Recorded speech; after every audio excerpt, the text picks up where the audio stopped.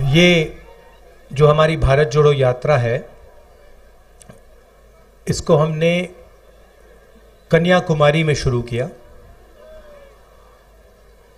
इसके बाद केरला, कर्नाटक, तेलंगाना, आंध्रा, महाराष्ट्र, मध्य प्रदेश और अब राजस्थान से ये निकली है। और ये श्रीनगर में जाकर जो हमारा तिरंगा है, इसको हम श्रीनगर में जाकर लहराएंगे।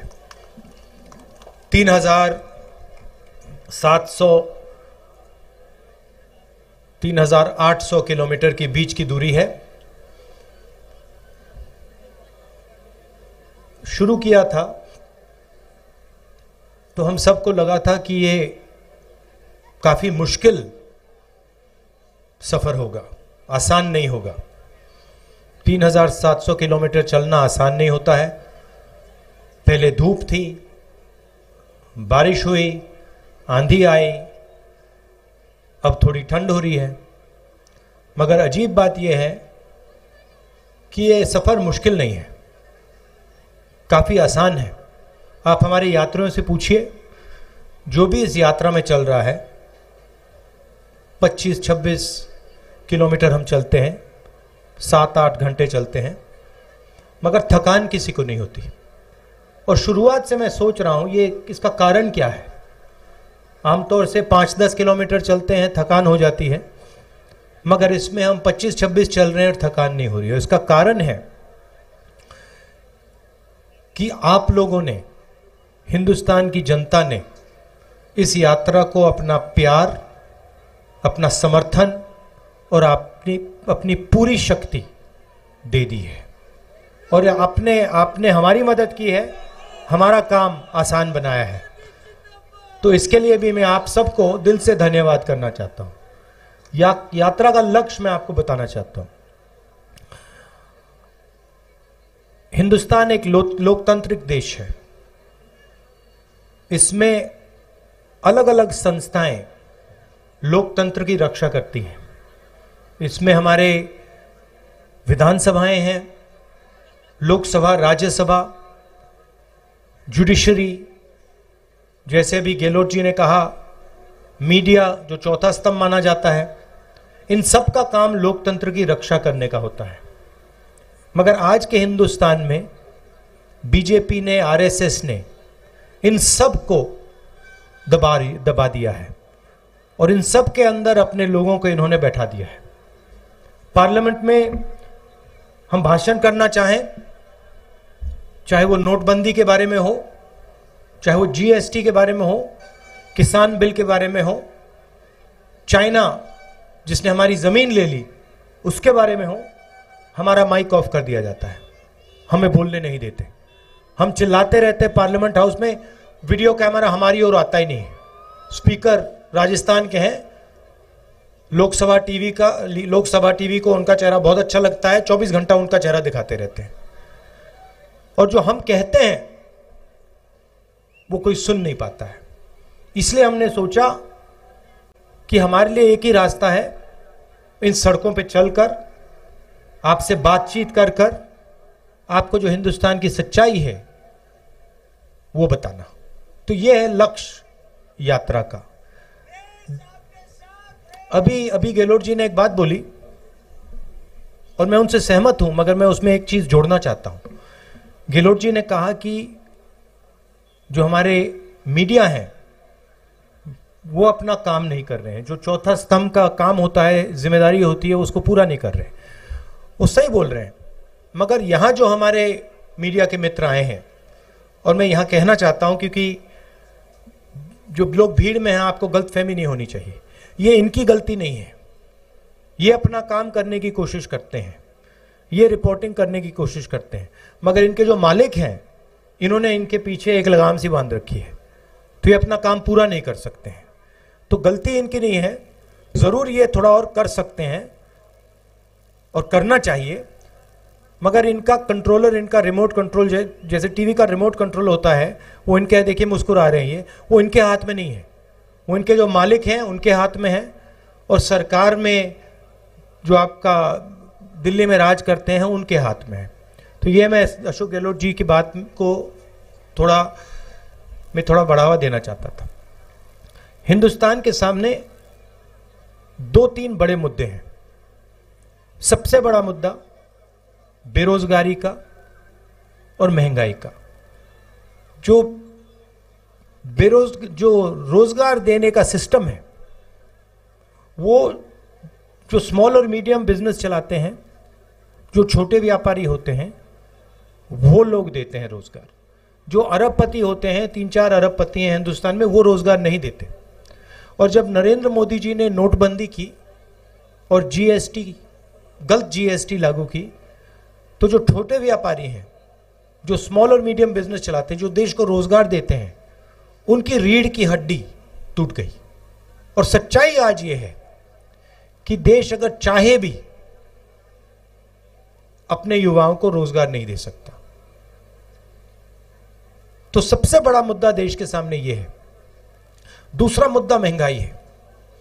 इंटरनेशनल मार्केट पे पेट्रोल और डीजल के दाम ऊपर जाएं या नीचे जाएं, हिंदुस्तान में पेट्रोल और डीजल के दाम ऊपर ही जाते हैं। चाहे कुछ भी हो जाए, इंटरनेशनल मार्केट में तेल के दाम गिर जाएं, मगर उसका फायदा हिंदुस्तान के गरीब लोगों को नहीं मिलता। फायदा 3-4 बड़े उद्योगपतियों को मिलता है। आपको याद होगा यूपीए के समय पेट्रोल के दाम 60 रुपए के थे। याद है आपको? याद है? ठीक है, 60 रुपए के थे। आज क्या है? आज 107 रुपए। तो आपको यह सवाल पूछना है कि ये जो पैसा है जो आपके जेब में से निकल रहा है, ये कहां जा रहा है? ये किसकी जेब में जा रहा है? ये देखिए भैया, देखिए, आपको ये सब व्यापारियों के जेब में नहीं जा रहा, क्योंकि जीएसटी नोटबंदी ने व्यापारियों के जेब में से पैसा निकाला। ये चुने हुए 2-3 5 लगा लो, ये 4-5 उद्योगपति हैं हिंदुस्तान में। इनको सब एयरपोर्ट मिलते हैं, रेलवेज इनको मिलेगी, प्राइवेट ये बीएचईएल, एचएल, ये सब जो सरकारी कंपनियां एक एक करके इनको मिलेंगी।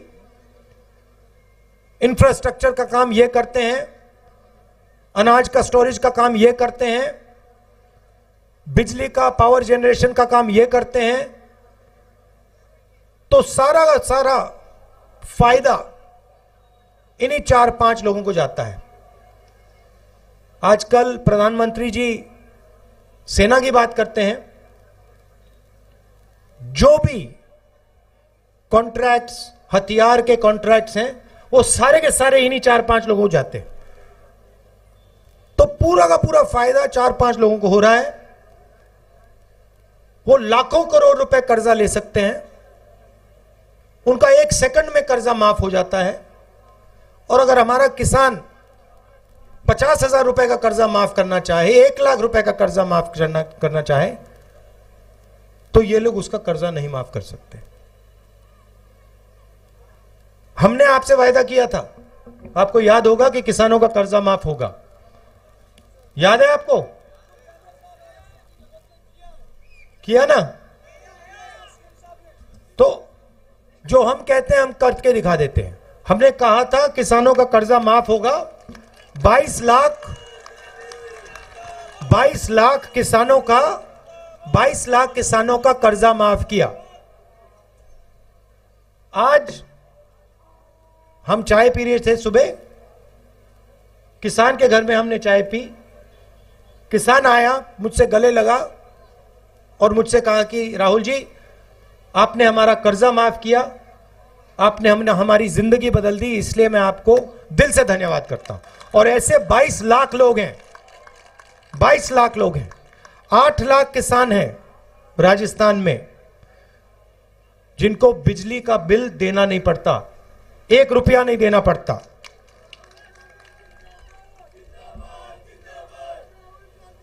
और चिरंजीवी योजना के बारे में तो आप जानते हो 28 लाख बेनिफिशियरीज को 10 लाख रुपए का बीमा, कोई भी बिल्कुल फ्री, कोई भी ऑपरेशन करवाना हो, दिल का ऑपरेशन करवाना हो, कैंसर का इलाज करवाना हो, ट्रांसप्लांट करवाना हो, राजस्थान में आपको फ्री में करवाते हैं हम लोग। और पहले गांव में मनरेगा होती थी, राजस्थान पहला स्टेट है जहां पे अब शहरों में हम मनरेगा जैसी योजना लाए।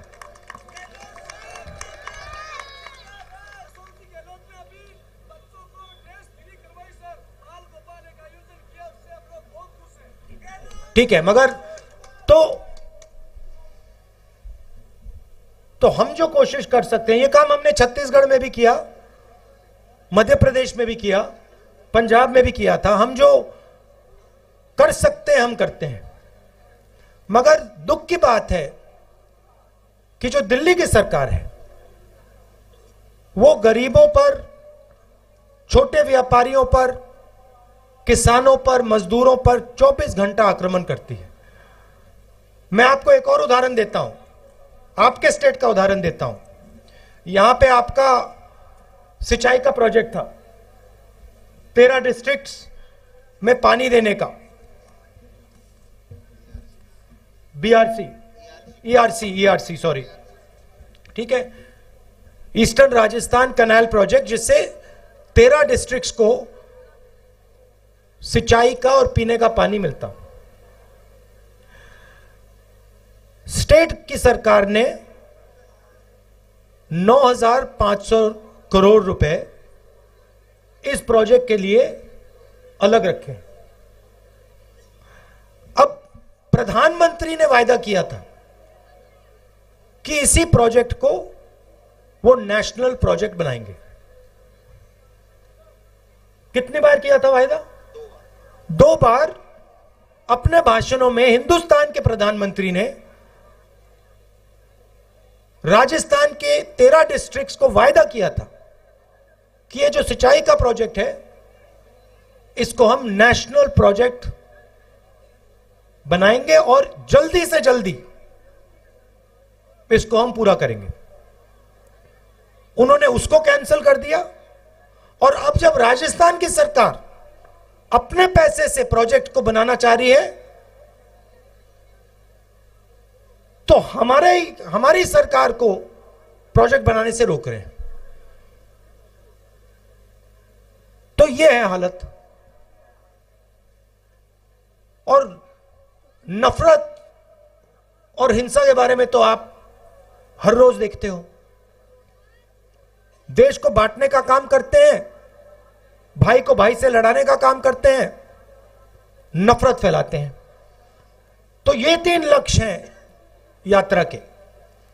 नफरत और हिंसा के खिलाफ खड़ा होना, बेरोजगारी, महंगाई के खिलाफ खड़ा होना, और जो हमारे गरीब लोग हैं, किसान हैं, मजदूर हैं, छोटे दुकानदार हैं, बेरोजगार युवा हैं, उनकी बात सुनना और समझना। देखिए, अभी मैंने 10 मिनट भाषण दिया है। गहलोत जी ने 5-7 मिनट बोला, सचिन ने 5-7 मिनट बोला। सुबह 6 बजे से हम पैदल चल रहे हैं, घंटों चले हैं। हम बोलते नहीं हैं, हम आपकी बात सुनते हैं। हमारे पास जो भी आना चाहता है आ जाता है, चाहे वो किसान हो, युवा हो, माताएं बहनें, मनरेगा के मजदूर, छोटे दुकानदार, जो भी इन सड़कों पे हमसे बात करना चाहते हैं आ सकते हैं, आ जाते हैं। देखिए, ये लड़की हाथ उठा रही है, इससे जाके अभी हम बात करेंगे। जो भी बात करना चाहता है आता है, हम प्यार से उनकी बात सुनते हैं, 7-8 घंटे सुनते हैं और फिर अंत में अपनी बात 15 मिनट के लिए रखते हैं। आपने इतना समर्थन दिया, इतना प्यार दिया,